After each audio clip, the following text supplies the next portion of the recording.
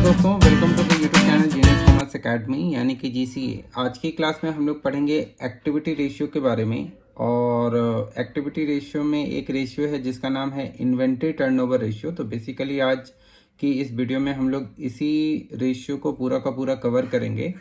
तो देखिए, activity ratio में बहुत सारे रेशियो आते हैं, जैसे कि इन्वेंट्री बोलिए या स्टॉक बोलिए, दोनों चीज़ एक ही होता है। तो इन्वेंट्री या स्टॉक टर्नओवर रेशियो, डेटर या ट्रेड रिसीवेबल टर्नओवर रेशियो, इसके बाद एक एवरेज कलेक्शन पीरियड भी निकलता है, debtor trade payable turnover ratio जिसको कि क्रेडिटर टर्नओवर रेशियो भी कहते हैं, और एक वर्किंग कैपिटल टर्नओवर रेशियो, उसके बाद फिक्स एसेट टर्नओवर रेशियो है, करंट एसेट टर्नओवर रेशियो है।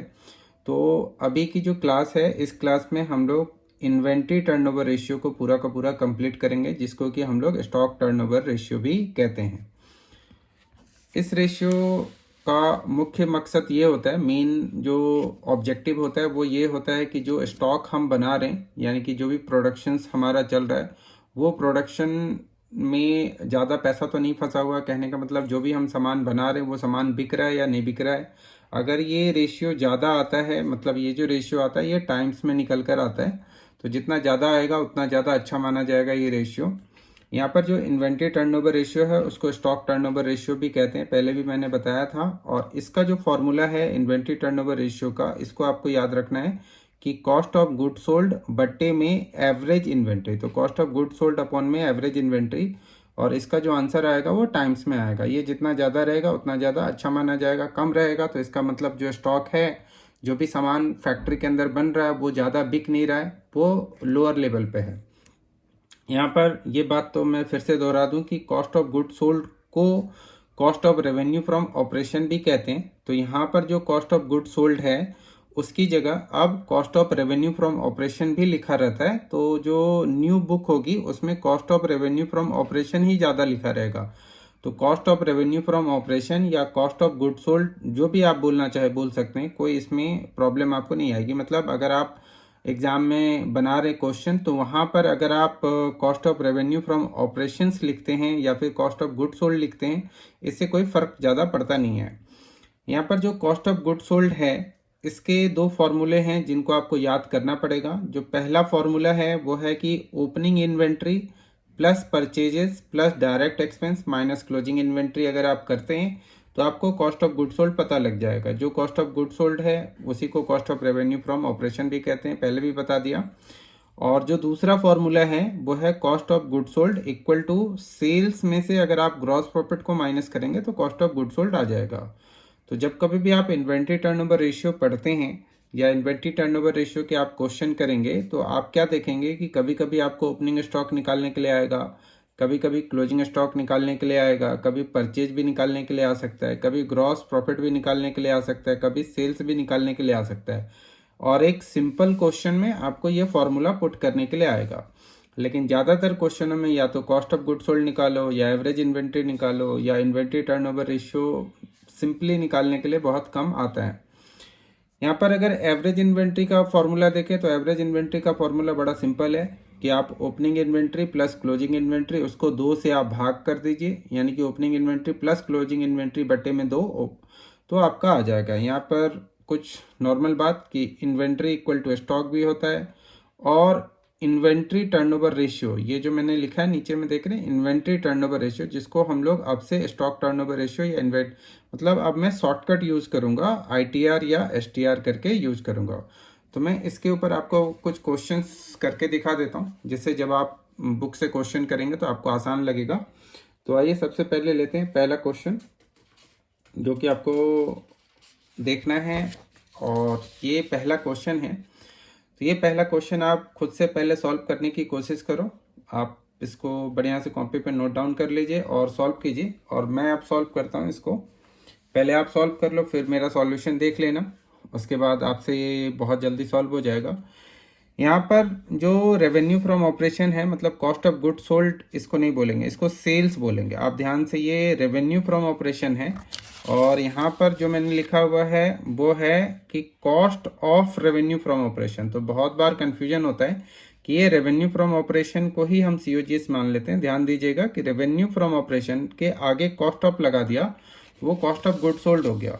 तो ये जो रेवेन्यू फ्रॉम ऑपरेशंस है ये एग्जैक्टली सेल्स है, इसको हम लोग बोलेंगे सेल्स।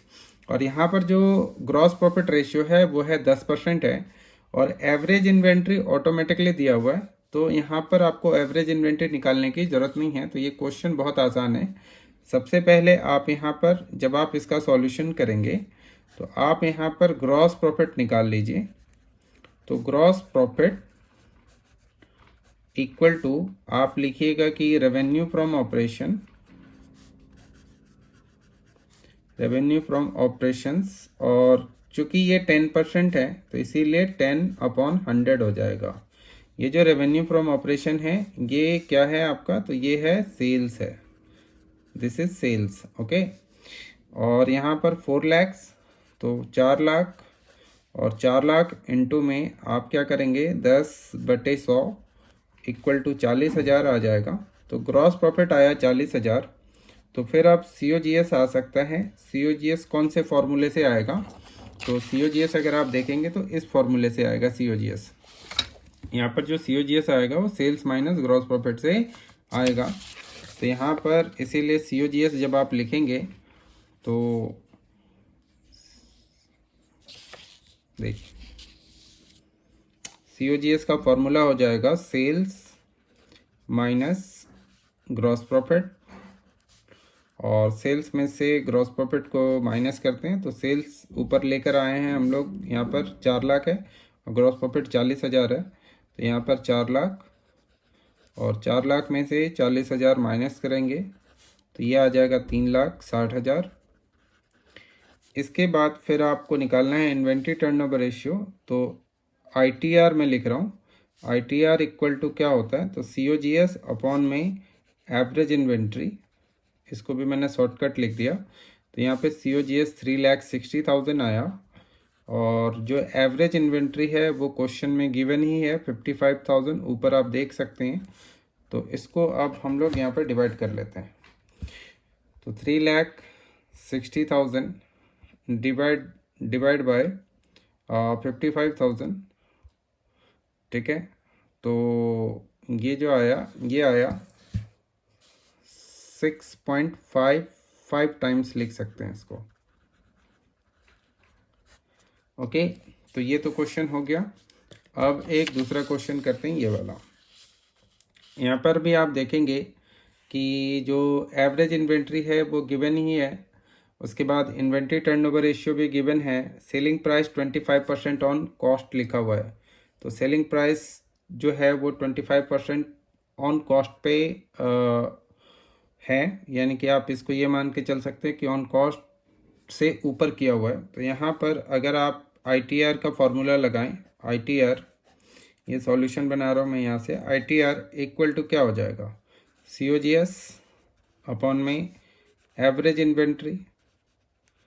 तो देखिए ITR गिवन है 5 टाइम्स, तो 5 यहाँ पर लिया, COGS हमें पता नहीं है, COGS लिया, और यहाँ पर हम लोग एवरेज इन्वेंट्री ले सकते हैं, 50,000 है तो 50,000 एवरेज इन्वेंट्री ले लिया।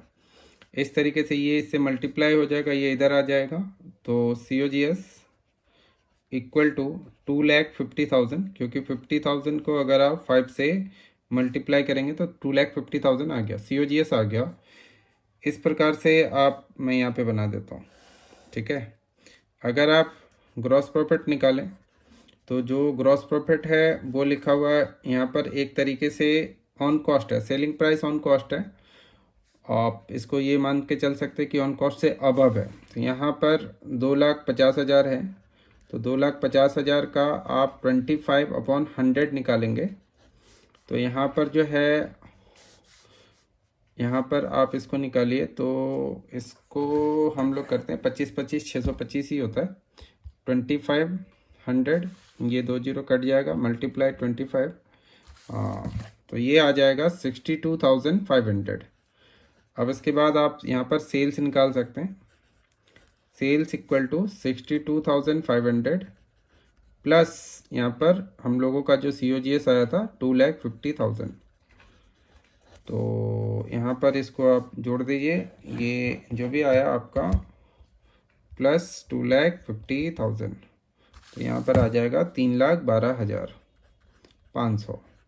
तो सेल्स भी हम लोगों ने निकाल लिया है, यहाँ पे ग्रॉस प्रॉफिट भी निकाल लिया। हालांकि ग्रॉस प्रॉफिट ऑन कॉस्ट लिखा हुआ है, selling price 25% on cost above आप इसको बोल सकते हो, ठीक है।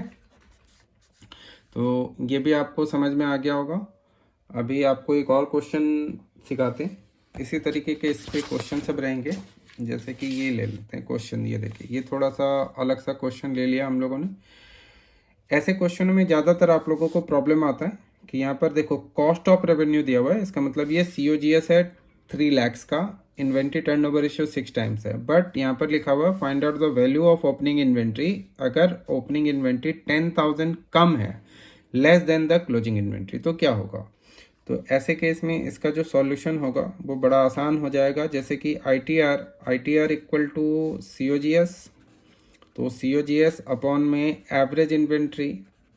अब आप यहाँ पर ITR कितने टाइम्स है, 6 times है, और जो COGS है वो है 3 lakhs है, तो 3 lakhs अपॉन में एवरेज इन्वेंट्री।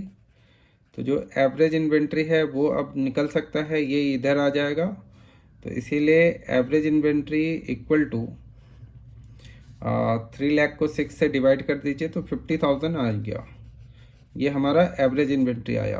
अब आप जानते हैं कि जो एवरेज इन्वेंट्री है उसका फॉर्मूला क्या होता है। तो एवरेज इन्वेंट्री इक्वल टू होता है opening inventory plus closing inventory upon में 2 आता है, ठीक है। तो अब ये तो हमें पता है, लेकिन ये सब पता नहीं है। तो एक काम करते हैं, यहाँ पर लिखा हुआ है इन्वेंट्री, कौन सा inventory, opening inventory is 10,000 less than the closing inventory. तो हम लोग let the closing inventory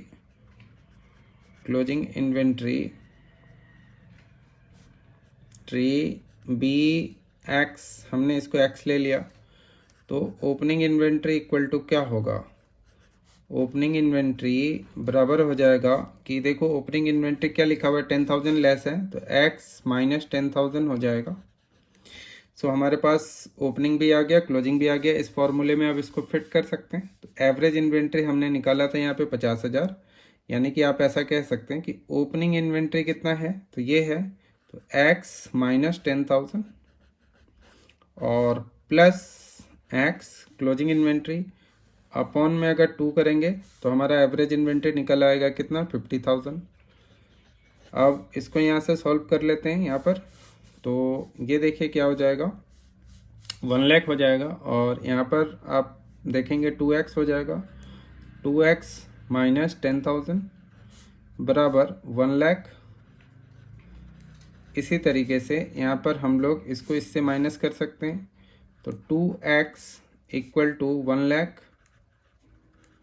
minus plus हो जाएगा 10,000, ये इधर जाएगा। तो इस तरीके से x इक्वल टू आप 1,10,000 है, 1,10,000 को आप 2 से भाग दे देंगे इक्वल टू 55,000।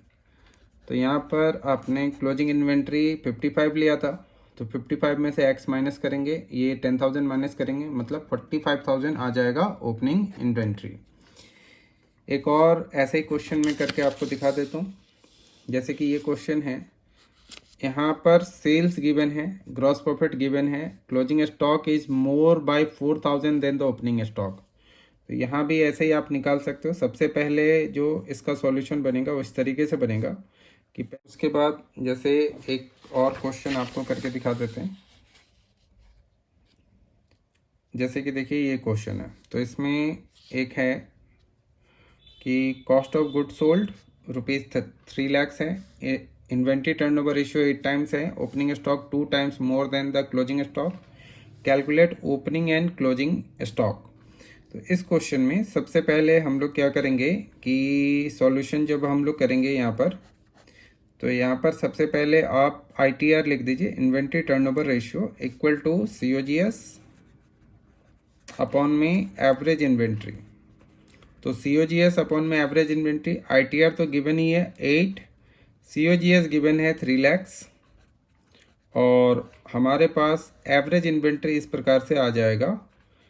तो यहाँ पर जब आप एवरेज इन्वेंट्री करेंगे तो एवरेज इन्वेंट्री इक्वल टू हो जाएगा 3 lakhs अपॉन में 8 और 3 लाख को 8 से भाग दे देते हैं यहाँ पर, तो 3 lakh divided by 8 equal to 37,500। तो इसीलिए जब यहाँ पर एवरेज इन्वेंट्री की बात होगी तो एवरेज इन्वेंट्री इक्वल टू 37,500 आया। अब यहाँ पर देखिए, अगर हम लोग क्लोजिंग स्टॉक लेते हैं x, let closing stock be x, तो ओपनिंग स्टॉक 2 टाइम्स मोर है, तो इसीलिए opening stock equal to 2 times, तो 2x प्लस x हो जाएगा, क्योंकि 2 times more than closing stock लिखा हुआ है, तो इसीलिए 2x प्लस x हो जाएगा। तो यहाँ पर अगर हम लोग 37,500 का फॉर्मूला बैठाएं, मतलब एवरेज इन्वेंट्री का फॉर्मूला बैठाएं, तो 2x plus x opening stock plus closing stock upon में 2 हो जाएगा। ये इससे मल्टीप्लाई हो जाएगा, अगर हम लोग इसको इससे मल्टीप्लाई करेंगे तो आएगा 75,000, तो 75,000 बराबर ये इससे मल्टीप्लाई हो जाएगा, 2 1 3 और 1 4, 4x हो जाएगा। इसीलिए अगर यहाँ पर x निकालें तो 75,000 बट्टे में 4 आ जाएगा, तो 75,000 को अगर 4 से भाग देंगे तो x इक्वल टू आ जाएगा 18,750, और x हमने क्लोजिंग स्टॉक को लिया था, तो ये हो गया 18,750, और ये क्या हो जाएगा, तो 18,750 मल्टीप्लाई 2 प्लस x आ जाएगा। मतलब ये हुआ कि 18,750 को पहले आप क्या करेंगे, तो यहाँ पर देखिए 2 से मल्टीप्लाई करेंगे, तो मल्टीप्लाई 2 हो गया, और उसमें वापस से 18,750 ऐड कर देंगे, तो ये जो है ये 56,250 आएगा। ये तो हो गया सॉल्व। अब एक लास्ट क्वेश्चन आपको सॉल्व करके दिखा देते हैं कि ये क्वेश्चन कैसे सॉल्व होगा। ये देखिए, यहाँ पर सेल्स भी गिवन है, परचेज भी गिवन है, कैरेज इनवर्ट गिवन है, सब चीज़ गिवन है। तो यहाँ पर आप सबसे पहले जब आप इसको सॉल्व करेंगे तो आप सबसे पहले COGS निकाल लीजिए, कॉस्ट ऑफ गुड सोल्ड बराबर ओपनिंग स्टॉक प्लस परचेजेस, दूसरा फॉर्मूला लग जाएगा, प्लस डायरेक्ट एक्सपेंस, और इसमें से माइनस हो जाएगा क्लोजिंग स्टॉक। तो यहाँ पर ये देखिए कि ये कैरेज इनवर्ड हो गया और ये वेजेस हो गया, ये सब डायरेक्ट एक्सपेंस है। तो इसीलिए यहाँ पर ओपनिंग स्टॉक है 18,000, उसमें हम लोग प्लस करेंगे परचेज 46,000, उसमें डायरेक्ट एक्सपेंस है 14,000, और ये 4,000 भी है, और क्लोजिंग स्टॉक जो है वो 22,000 माइनस करेंगे। तो देखिए यहाँ पर क्या आता है, जैसे सबसे पहले 18,000 लिया हम लोगों ने, फिर इसमें प्लस किया 46,000, फिर प्लस किया 14,000, फिर प्लस किया 4,000। अब इसमें से माइनस करेंगे 22,000, ज़्यादा हो गया, ये आ गया 60,000, COGS आ गया 60,000। और हम लोगों को अब ITR निकालना है, तो inventory turnover ratio equal to क्या होता है, COGS अपॉन में एवरेज इन्वेंट्री।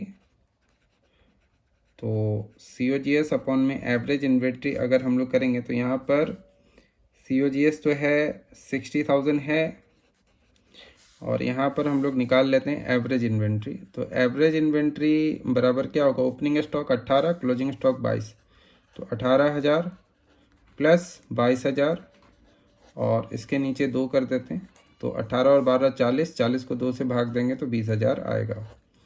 तो यहाँ पर इसको हम लोगों ने 20,000 से भाग देना है, तो ये हो जाएगा 3 टाइम्स।